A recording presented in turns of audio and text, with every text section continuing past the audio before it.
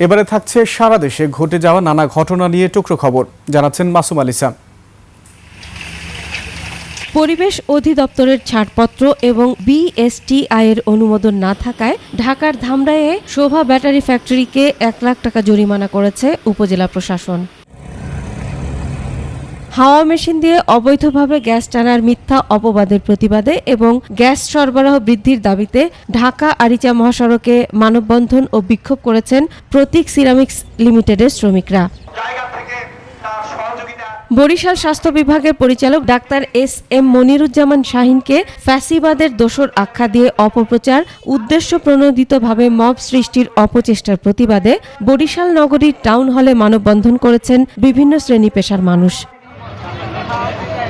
নৌপথে চাঁদাবাজি ও হয়রানি বন্ধের দাবিতে ব্রাহ্মণবাড়িয়া কিশোরগঞ্জ নৌ পরিবহন ঐক্য পরিষদের মানববন্ধন। চুয়াডাঙ্গার দামুড়হুদায় খালে মাছ ধরতে গিয়ে ১০ম শ্রেণীর ছাত্র নিখোঁজ, প্রায় ৮ ঘণ্টা পর মরদেহ উদ্ধার। নড়াইলে মতুয়া সম্প্রদায়ের সংবর্ধনা ও আলোচনা সভা অনুষ্ঠিত। ঝিনাইদহ শিশু একাডেমিতে শ্রমিক কল্যাণ ফেডারেশনের সম্মেলনে অংশ নেন কেন্দ্রীয় সভাপতি অ্যাডভোকেট আতিকুর রহমান। শ্রমিকদের সর্বনিম্ন মজুরি ৩০,০০০ টাকা করার দাবি করা হয় এ সময়। চুয়াডাঙ্গায় বাংলাদেশ শ্রমিক কল্যাণ ফেডারেশনের প্রতিনিধি সম্মেলন অনুষ্ঠিত।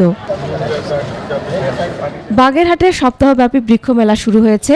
জেলা পরিষদ অডিটোরিয়ামের সামনে মেলার উদ্বোধন করেন পরিবেশ, বন ও জলবায়ু পরিবর্তন মন্ত্রণালয়ের প্রতিমন্ত্রী শেখ ফরিদুল ইসলাম।